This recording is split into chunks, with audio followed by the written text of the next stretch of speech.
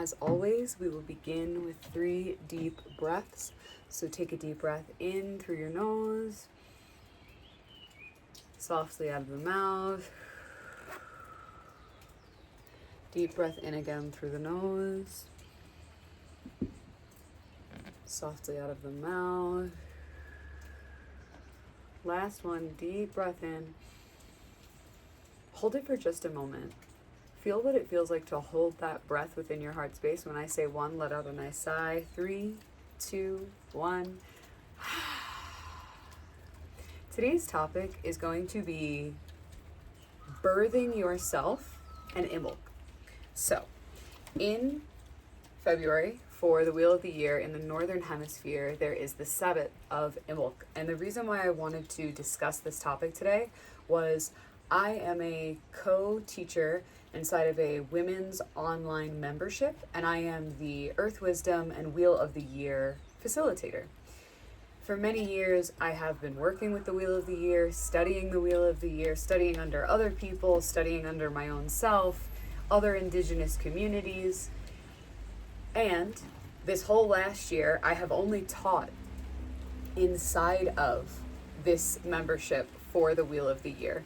If you have been around for a while, you know that in person, Dylan and I really love to do gatherings for the Wheel of the Year. If you don't know who Dylan is my partner. He is a co-facilitator at all of our retreats. He is who runs our integration community. He's the integration specialist. And when we met working with plant medicine. We met working with ayahuasca, kambo, San Pedro, cacao, doing integration. But we also deeply connected because of our own studies and our own love for paganism. He is a Norse pagan. That is really where all of his wisdom and all of his drive to experience and understand comes from. Like, that's just the pantheon that he works with. It's the deities that he was called to. I would say I'm more of an eclectic pagan, where I've had teachers from many different backgrounds over many different years. And in a way, he does too. But specifically, the Norse traditions are his bread and butter. So to continue, we love to do gatherings in person. And I brought this up on our Instagram story for our retreats the other night after I finished teaching inside of that women's membership. We want to get back into sharing with you guys again. It's just that we are now living full time and have been in Peru, which obviously means that all of our gatherings will need to be virtual so that we can continue to connect with you guys wherever it is that you are on the planet. So if you're listening to this on YouTube, Spotify, Apple, please comment below and let us know what you would like to see if you want to join us. But let's focus on what happened inside of the women's membership on Tuesday evening. For Imbolc, the way that I teach what Imbolc is, the idea is that this is the first reawakening of spring, right? When the spring equinox comes, the earth has already been alive. The earth has already been awakened at this point. So Imbolc is that time where the maiden and the crone, and if you don't know what the maiden and the crone are, the maiden is the first archetype before you are the mother, who you are when you come to this earth in the beginning, and the crone is the last version of you. The crone is the one who has moved through mother, if you decide to be a mother, who has moved through queen as you've gotten older.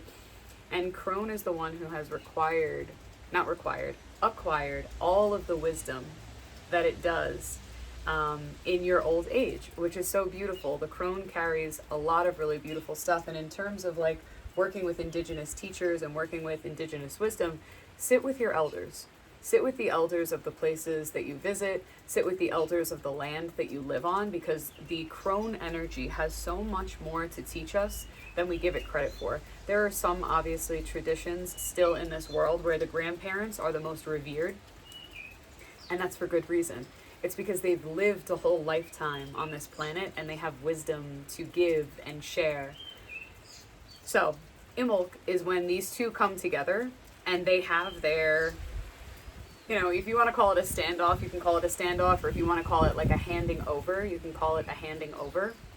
This is really the time where the crone decides to go back to their space, her space, and the maiden begins to walk the lands again, gently reawakening.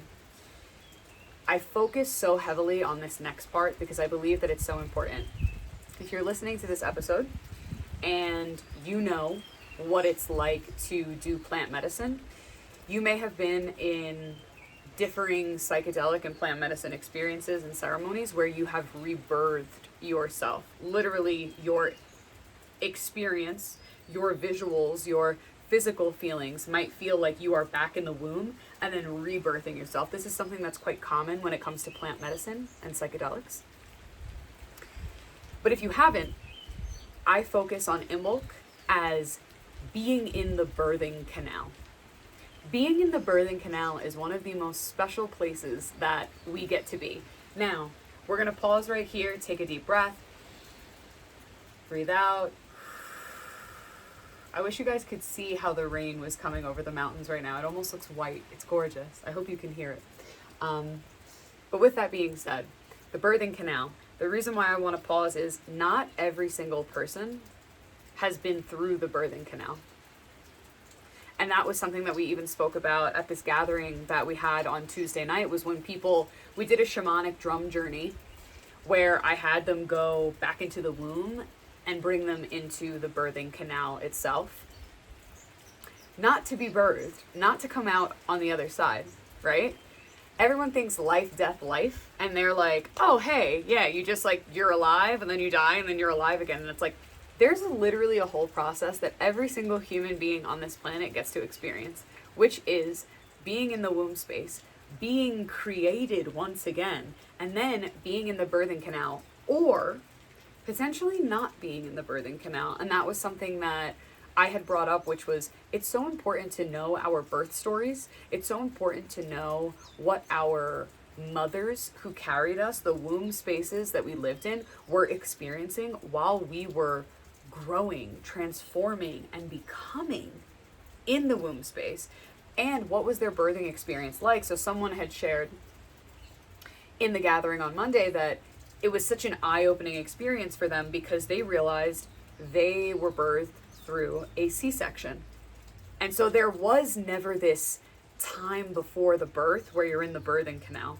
Something else that I explained when I teach about Imbolc is, if you've ever given birth or you've watched someone give birth, there's the time where the mother starts to realize that they're getting closer, right, to starting to feel like they're ready to give birth. And then there's obviously the other side, which is the child is now earth side.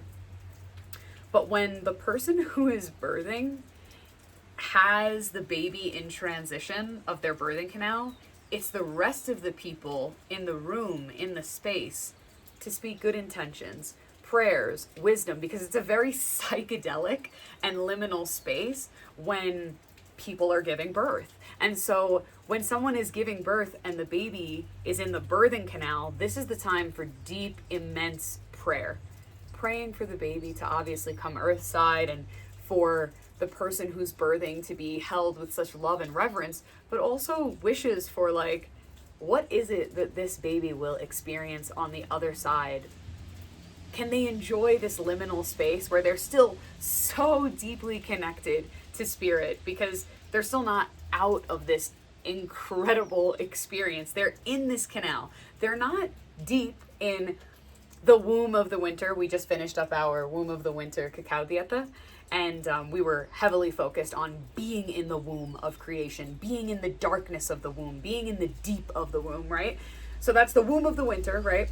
And then you've got Imbolc, which is the birthing canal, and then you have the spring equinox, which is the baby earth side.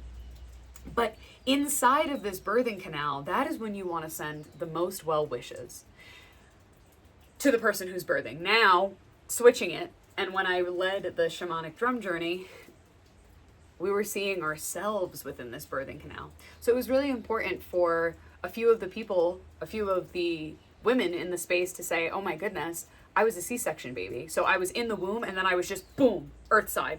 So there was no liminal space for them. There was no slowness. There was no basking in the moment before the birth happens. It was very in the womb, and then out of the womb, quite literally, because that's how a C-section works.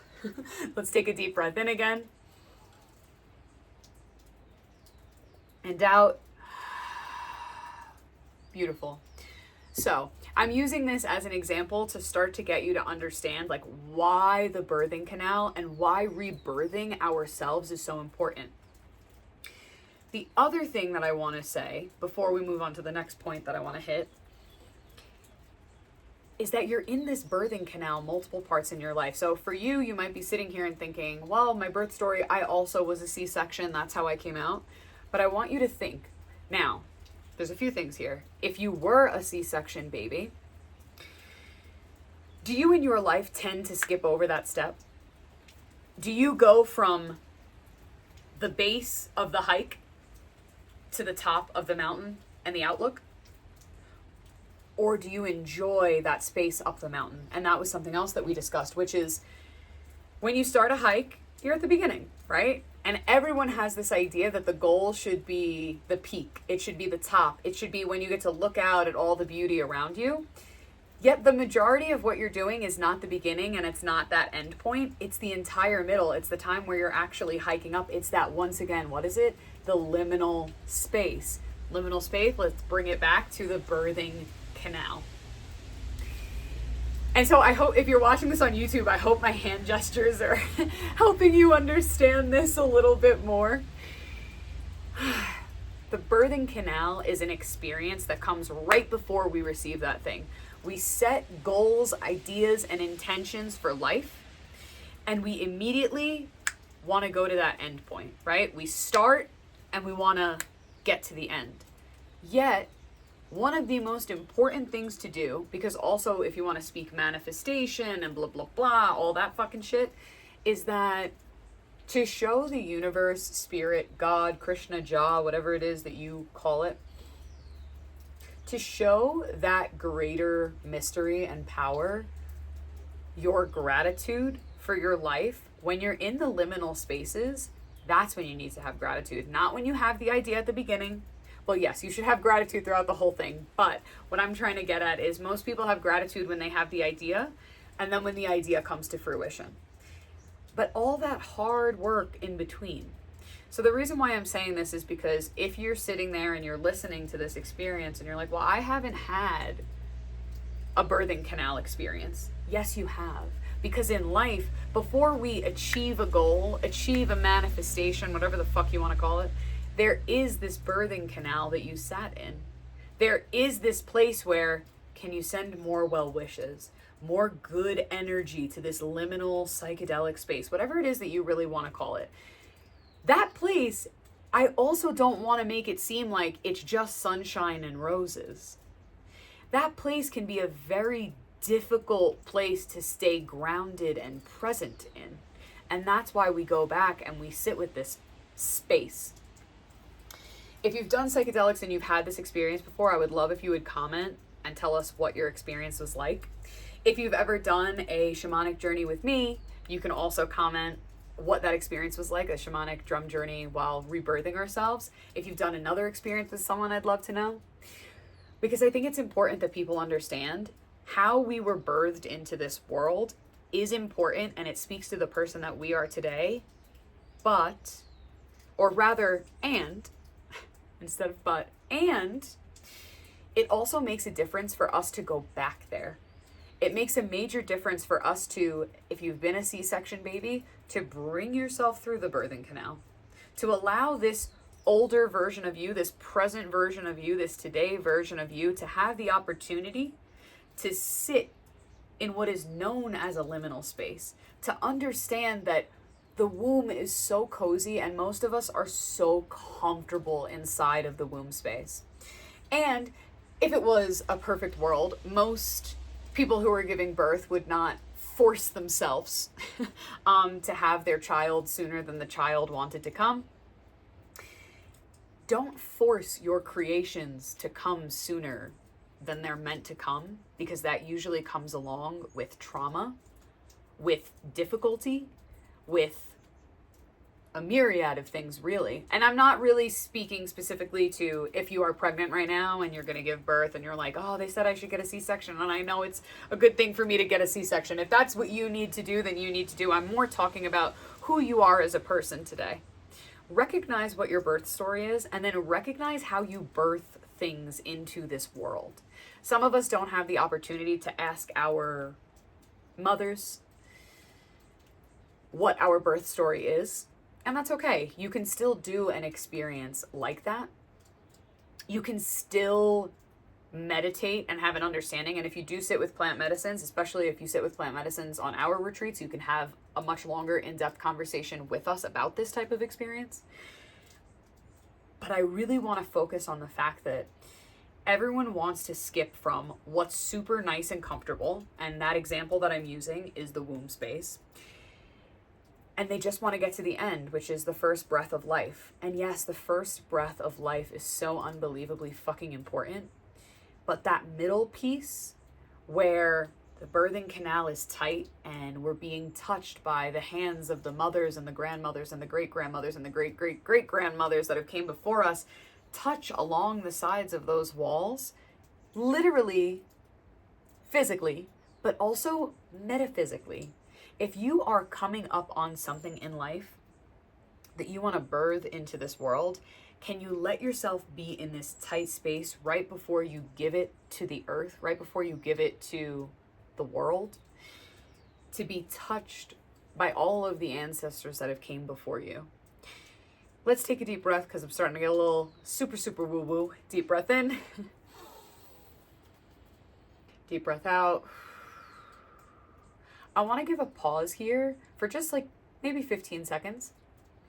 And I want you to think and just trace in your body if there's any discomfort around the idea of just sitting in the uncomfortability prior to finishing something.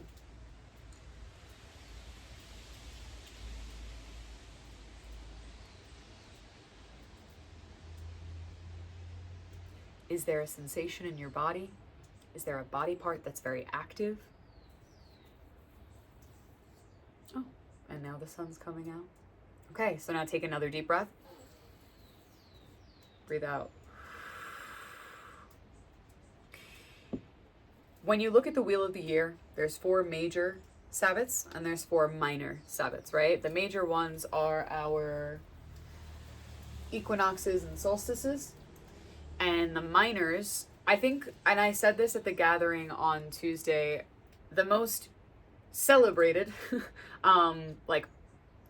worldwide Sabbat that is a minor Sabbat is Samhain. I think because it falls with Halloween. But Imbolc is so important. And if you have any teachers that are Irish, or you're able to ask them, maybe they live in Scotland, maybe they live in Wales, ask them about their ancestors moving from the womb of the winter to the spring equinox, because I guarantee you there's so much more that this Sabbat holds than what we see on social media, right? And a lot of the stuff that we see on social media is about Bridget, which is so important, and making your Bridget's crosses and giving your honoring to the goddess. And we did that in our gathering as well, because it is important. But also just that space. And the teaching that I'm sharing with you guys today is not a teaching that I got from any of my teachers. This was not a teaching that was passed down to me. It's just how I see this Sabbat in relation to the female experience of birth, to the human experience of birth and life and death and dying, and once again re-emerging from the deep slumber, right? Because I like to think that every womb is an earth. And so if we think that every single womb on this planet is an earth, then there has to be some type of liminal birthing experience. And that's what Imbolc really signifies for me. So let's take 3 deep breaths to close this out. Deep breath in and out, in and out. Last one in and out. Now, there's so much more that we can go into with this topic and this conversation, so please comment any questions you have, any reflections you have about your own experiences. And if you want to stay in touch and you want to know more about what's going on these days, we do have another virtual cacao dieta happening for the spring equinox to bloom into spring. And we also have another Peru retreat happening. If you want to work in a one-on-one container and get to do drum journeys like this much more often, you also know where to find that information as well. And I am sending many blessings to you and to yours.